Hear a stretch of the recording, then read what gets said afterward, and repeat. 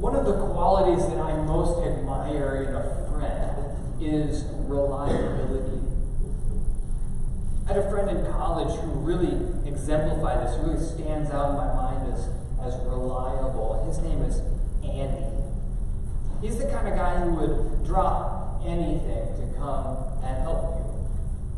If you needed to talk, if you needed to be driven somewhere, if you needed anything, he would be there. He would drop. Rain or shine, he'd be there. He would quit video games, which is a big deal, just to be with you. He was known more than once to throw homework aside, which maybe wasn't the best choice, but he was reliable. I remember one time I was planning a birthday party for a friend of ours, and we get together, and we're all there, and the games are being played, and everybody's having a good time, and I realized I had forgotten to buy a birthday cake. Stellar birthday planning, let me tell you. So I grabbed Andy. I said, Andy, you got to bail me out of this. Could you drive to the grocery store and just get the first birthday cake-esque thing that you can find? Sure enough, he's out the door, back before I knew it, with an awesome birthday cake. Andy was reliable. Among Jesus' disciples, there was one who was supposed to be that kind of reliable friend. We know him as Peter. Peter was the guy that Jesus wanted to rely on for his whole mission. He wanted the other disciples to rely on him too, and they did. They relied on Peter to say all of the crazy things that no one else wanted to say.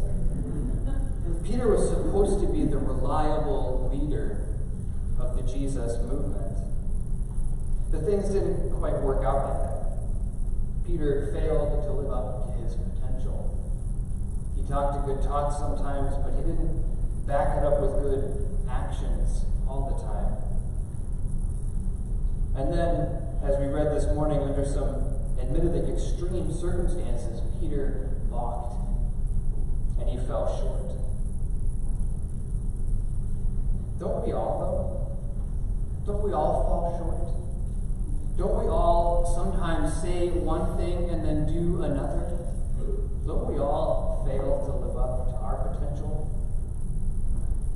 I know I do.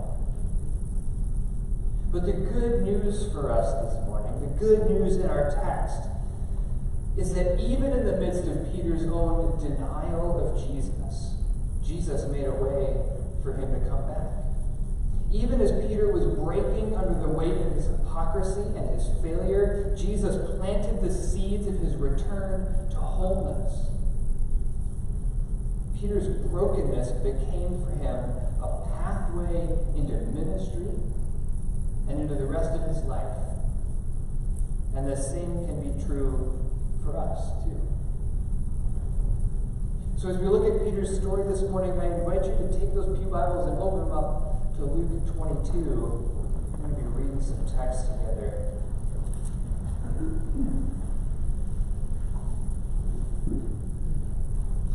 Peter's life with Jesus began with a naming.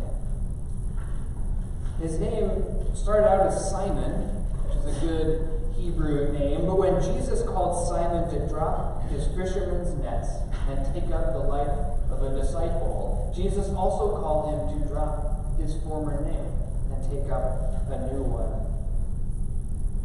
In that first call, Jesus looked at Simon. He looked at him and he said, "You are a rock." And that word rock in Greek is Peter, Petros, Peter. Peter was meant to be a steadfast companion, a reliable friend, a witness to the work of Jesus on earth. But it turns out that Peter's discipleship was anything but steady. Rocky is probably more appropriate than rock. Peter spends most of the Gospel of Luke waffling from one extreme of faith to the other. He goes from being the first one in Luke's Gospel to claim Jesus as Messiah to stopping all over an amazing holy moment like the Transfiguration. Peter waffles all over the place in Luke. And this culminates for Peter in Luke 22, verse 31. After Jesus celebrates his Last Supper, right before he goes out to the Garden of Gethsemane to be betrayed and arrested, he says this to Peter. Simon, he calls him, Simon, behold, Satan demanded to have you, that he might sift you like wheat. But I have prayed for you, that your faith may not fail, and when you have turned again, strengthen your brothers.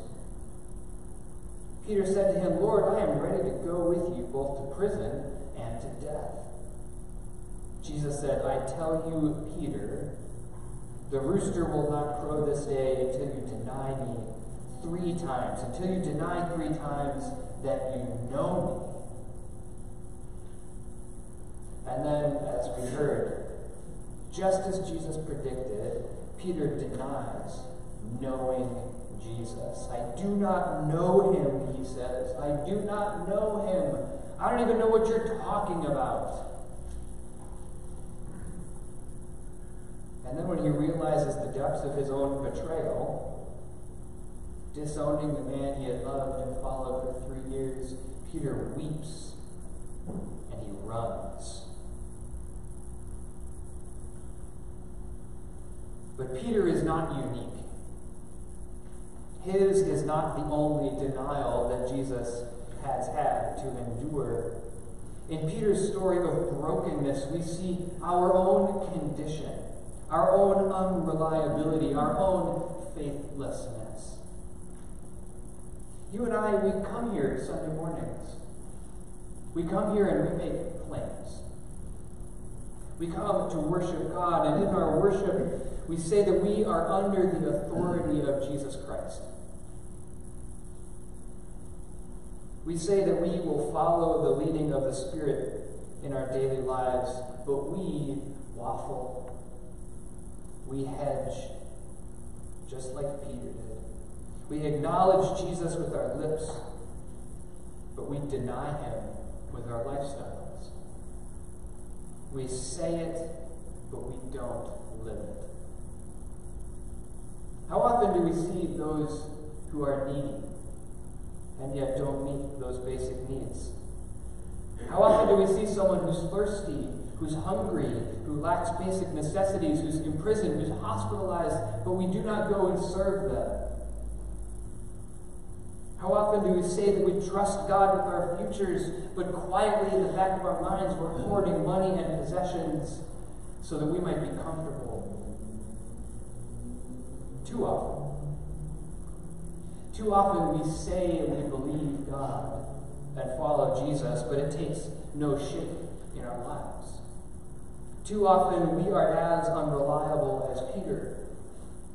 Too often we are even more faithless.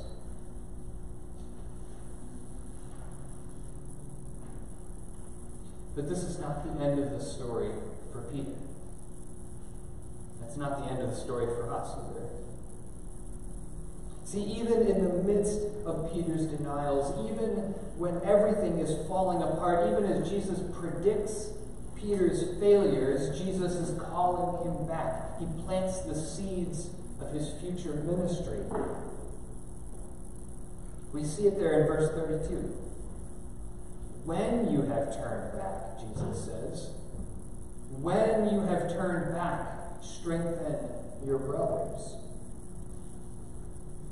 Not if Peter turns back, not if you get around to it someday, but when.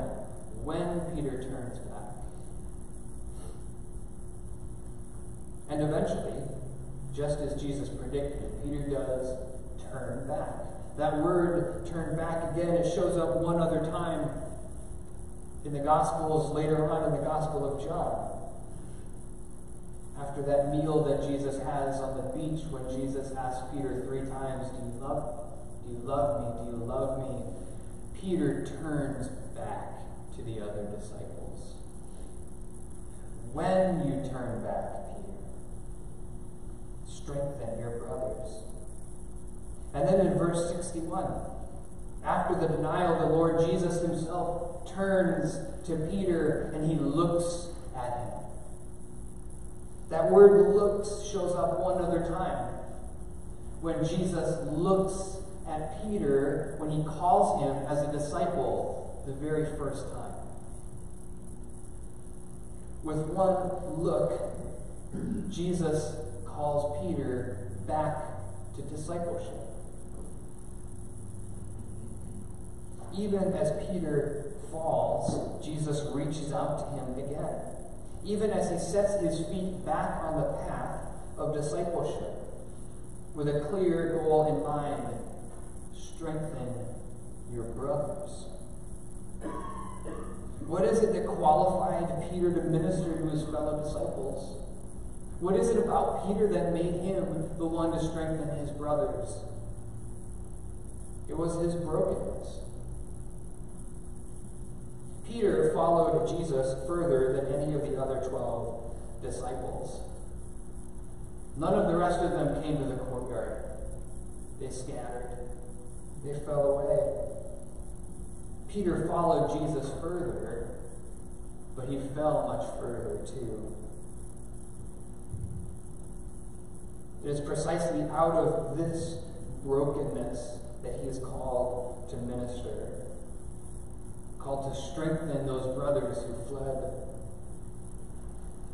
Because of Peter's experience of further and deeper denial, and because of his visceral experience of pain and remorse, and because of Jesus' call back to discipleship, Peter is uniquely qualified, especially gifted, to minister to those who have also denied Jesus.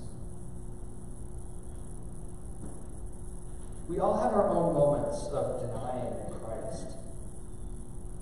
We experience our own failures and our own shortcomings. We endure our own pain, our own remorse. But our stories don't end there. Just as Jesus called Peter to turn back, he has planted the seeds of our future ministries in our current brokenness.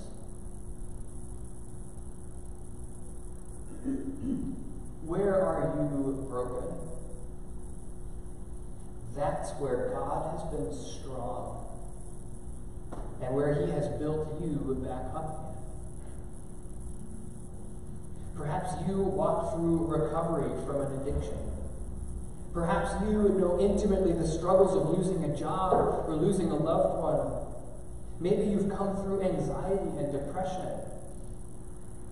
Maybe you know the worry that comes with raising rebellious teenagers or dealing with cantankerous elderly parents. Perhaps once you were always constantly stressed about money, but now you have come out the other side and are stronger in your faith. Share those stories with each other.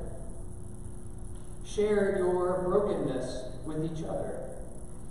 Minister out of those places of brokenness, and there you will strengthen your sisters and your brothers in Christ. I know one thing for sure. Wherever you are broken, you are not alone. We need each other. Whatever your story of faith and faithfulness and faithlessness, wherever your story has taken you, see the eyes of Jesus looking directly at you. Feel him call. Turn back. Hear him say, when you turn back, strengthen the church. In our weaknesses, in our brokenness, there God is strong and gracious, and through our weakness, Jesus is working. Amen.